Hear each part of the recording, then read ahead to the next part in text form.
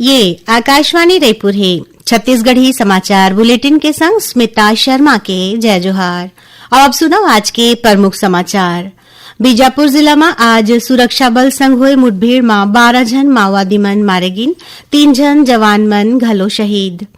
अंतर्राष्ट्रीय दिव्यांगजन दिवस में दिल्ली में आयोजित समारोह में राष्ट्रपति धमतरी जिला के बसंत विकास साहू ला राष्ट्रीय पुरस्कार प्रदान करिन। और भारत और दक्षिण अफ्रीका के बीच रायपुर में खेले जावत एक दिवसीय क्रिकेट मैच में भारत पहली खेलत दक्षिण अफ्रीका ला 359 रन के लक्ष्य दीस। अब समाचार विस्तार ले।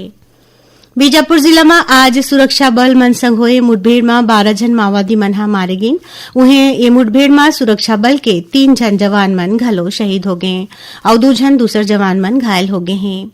जिला के पुलिस अधीक्षक डॉक्टर जितेंद्र यादव बताइन कि बीजापुर दंतेवाड़ा सीमा में माओवादी मन के मौजूदगी के खुफिया सूचना मिले के बाद दंतेवाड़ा और Bijapur district reserve guard DRG, special task force STF, cobra और सीआरपीएफ की संयुक्त टीम डहारले तलाशी अभियान चलाए जात रही। यही दौरान मुठभेड़ शुरू हो गए। सुरक्षा बल और माओवादी मन के बीच आज बिहनिया ले रुक रुक के फायरिंग चलत रही। बस्तर रेंज के पुलिस महानिरीक्षक सुंदर राज पी बताइन कि मौका ले अभी तक 12 जन माओवादी मन के शवला बरामद करेगी है। एकर अलावा मौका ले राइफल और दूसर विस्फोटक सामग्री घलो जब्त करेगी है। ये मुठभेड़ में 3 जन जवान मन शहीद हो गए हैं। उन्हें 2 जन दूसर जवान मन घायल हुए हैं। जिला जौन मनला बीजापुर में प्राथमिक उपचार के बाद खतरा ले बाहर बताए जाते। ये इलाका में सुरक्षा के उपराहा बल भेजे गए हवे। क्षेत्र में सर्च ऑपरेशन चलत है।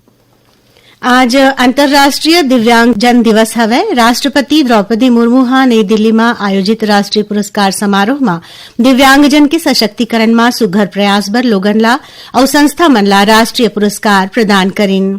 इमा छत्तीसगढ़ के धमतरी जिला के कुरुद निवासी बसंत विकास साहू घलो शामिल हैं। श्री साहू उनकर असाधारण उपलब्धि और सामाजिक योगदान बर सर्वश्रेष्ठ दिव्यांगजन श्रेणी के राष्ट्रीय पुरस्कार प्रदान करेगी। ये मौका में राष्ट्रपति कहिन कि कोनो समाज ला सही अर्थ में तभे विकसित कहे जा सकत है जब दिव्यांग लोगन संग समान व्यवहार करे जाए। राष्ट्रपति के हाथ ले पुरस्कार पाए के बाद बसंत विकास साहू आकाशवाणी समाचार ले बात करत अपन खुशी जताइन। आज मोला यहाँ राष्ट्रीय सम्मान देगी से बोला बहुत खुशी हुई से। मोला राष्ट्रपति के हाथों जो सम्मान मिली से हमारे छत्तीसगढ़ के लिए बहुत गर्व की बात है। मोर साथ पूरा मोर परिवार साथ में है और पूरा छत्तीसगढ़ के कलाकार मन मोला हमेशा प्रोत्साहित करते। मैं सबके तरफ से मैं बहुत खुशी महसूस कर रहा हूँ। दिव्यांग हुए के बावजूद बसंत साहू कला और समाज सेवा बर अपन जीवन ला समर्पित कर दे हवे। ओमन पाछू 27 बछर ले अपन भुजा में बरस बांध के जनजातीय संस्कृति के चित्रण करत हैं। अंतर्राष्ट्रीय दिव्यांगजन दिवस में आज राज्यपाल रमेंडे कहा रायपुर के सेमरिया के कोपलवानी श्रवण बाधित विद्यालय में राखे गए कार्यक्रम में शामिल हुई। ये दौरान ओमन ये स्कूल ले पास हुए लइका मन ला सम्मानित करिन। अंतर्राष्ट्रीय दिव्यांगजन दिवस के मौका में आज सूरजपुर जिला में राखे गए राज्य स्तरीय कार्यक्रम में महिला और बाल विकास समाज कल्याण मंत्री लक्ष्मी रजवाड़े शामिल हुईन।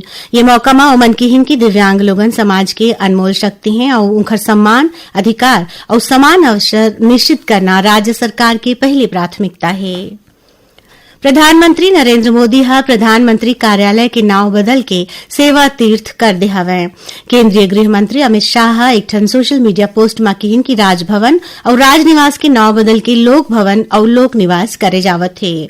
उमन इला एक श्रेष्ठ और विकसित भारत बनाए के दिशा में बड़े मील के पत्थर बताइन। केंद्रीय संचार मंत्री ज्योतिरादित्य सिंधिया विपक्ष के जासूसी के आरोप ला खारिज करत कहिन कि संचार साथी ऐप ले जासूसी संभव नहीं है।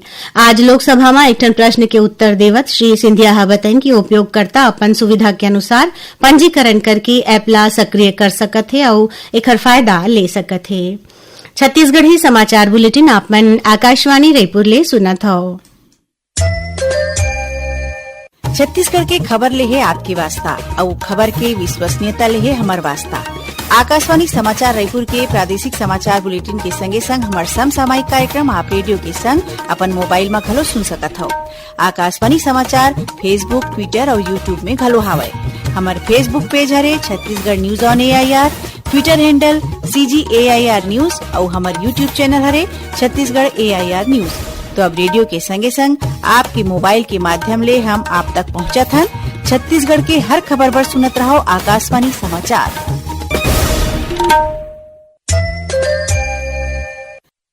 औ अब आगू बाढ़बो बाचे समाचार कोती। मुख्यमंत्री विष्णुदेव साय की अध्यक्षता में आज मंत्रालय में राज्य मंत्रिमंडल के बैठका हुईस। बैठका में राज्य के घरेलू विद्युत उपभोक्ता मन ला बिजली बिल में छूट दे के संगेच कतकोन दूसर बड़े फैसला करेगीस। बैठका के बाद पत्रकार मन ले चर्चा करत उप मुख्यमंत्री अरुण साव बताएं कि राज्य के घरेलू विद्युत उपभोक्ता मन ला बिजली बिल में राहत देबर मुख्यमंत्री ऊर्जा राहत जन अभियान प्रदेश में 1 दिसंबर ले लागू हो गए है। एमा 36 लाख घरेलू उपभोक्ता मन ला 200 यूनिट हर महीना तक बिजली बिल में 50% के छूट के फायदा मिलही। ये फायदा 400 यूनिट तक खपत वाले 6 लाख उपभोक्ता मन ला मिलही। एकर अलावा राज्य मंत्रिमंडल के बैठका में स्थानीय लघु और सूक्ष्म उद्योग ले खरीदी ला प्रोत्साहन देबर और जेम पोर्टल में खरीदी ला आसान करे बर संशोधन करे के फैसला लेगीस। उन्हें मंत्रिपरिषद हा छत्तीसगढ़ निजी विश्वविद्यालय स्थापना और संचालन संशोधन विधेयक और छत्तीसगढ़ दुकान और स्थापना संशोधन विधेयक के प्रारूप के घलो अनुमोदन करिन। अंबिकापुर संग्रह छत्तीसगढ़ के कतकोन रेल अधोसंरचना ला सुदृढ़ बनाए बर केंद्र सरकार डहाले हाल के बछर में रेल परियोजना ला पूरा करे बर तेजी ले काम करे जावत है। ये जानकारी आज लोकसभा में सरगुजा सांसद चिंतामणि महाराज डहाले पूछे गए एक सवाल के जवाब में रेल मंत्री अश्विनी वैष्णव हा दीन। श्री वैष्णव बताएं कि 80 किलोमीटर लंबा बोरी डांड अंबिकापुर दोहरीकरण परियोजना में काम शुरू हो गया हवै। उन्हें अंबिकापुर रामानुजगंज बरवाडी नवा रेल लाइन और 262 किलोमीटर लंबा रामानुजगंज गढ़वा रोड सहायक लाइन की परियोजना रिपोर्ट बन गया हवै। इसने 218 किलोमीटर लंबा सडेगा पत्थलगांव अंबिकापुर नवा रेल लाइन परियोजना के रिपोर्ट ला घलो पूरा कर लेगी है। उमन बताएं कि हाल के बछर में छत्तीसगढ़ बर रेल बजट आवंटन में बने बढ़ोतरी हुए है। मतदाता सूची के विशेष गहन पुनरीक्षण अभियान एसआईआर में प्रादेशिक समाचार एकांश रायपुर डहारले तैयार करेगे। विशेष कार्यक्रम के प्रसारण काली 4 दिसंबर के बिहनिया 9:55 ले 10 बजे तक करे जाही। ये कार्यक्रम अपलिंक में रही और एकर प्रसारण छत्तीसगढ़ के सब्बो आकाशवाणी केंद्र मन हा रिले करही। रायपुर के स्वामी विवेकानंद विमानतल ले देश के आने शहर भर आउटबाउंड कार्गो सेवा के माध्यम ले डाक तेली के प्रेषण फिर शुरू कर देगे है। भारतीय डाक विभाग और केंद्रीय नागरिक उड्डयन मंत्रालय के बीच हुए समझौता में यह हवाई प्रेषण सेवा 21 नवंबर ले शुरू करेगी है। भारत और दक्षिण अफ्रीका के बीच 3 ठन 1 दिवसीय क्रिकेट मैच के श्रृंखला के दूसर मैच आज रायपुर के शहीद वीर नारायण सिंह अंतर्राष्ट्रीय क्रिकेट स्टेडियम में खेले जावत थे।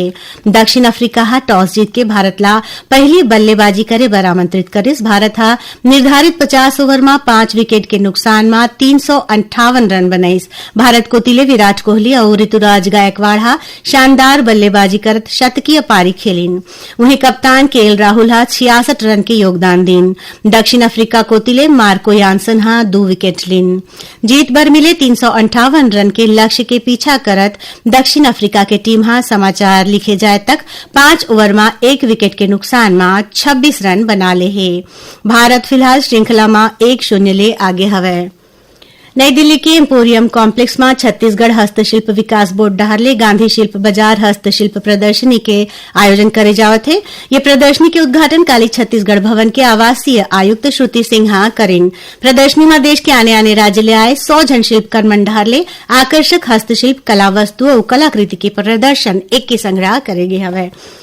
आखिर में प्रमुख समाचार एक गांव फिर बीजापुर जिला में आज सुरक्षा बल संग हुए मुठभेड़ में 12 जन माओवादी मन मारे गिन, 3 जन जवान मन घलो शहीद। अंतर्राष्ट्रीय दिव्यांगजन दिवस में दिल्ली में आयोजित समारोह में राष्ट्रपति हा धमतरी जिला के बसंत विकास साहू ला राष्ट्रीय पुरस्कार प्रदान करेन। और भारत और दक्षिण अफ्रीका के बीच रायपुर में खेले जावत 1 दिवसीय क्रिकेट मैच में भारत हा पहली खेलत दक्षिण अफ्रीका ला 359 रन के लक्ष्य दीस। एक संग छत्तीसगढ़ी समाचार बुलेटिन ही सिरावत है। जय जोहार।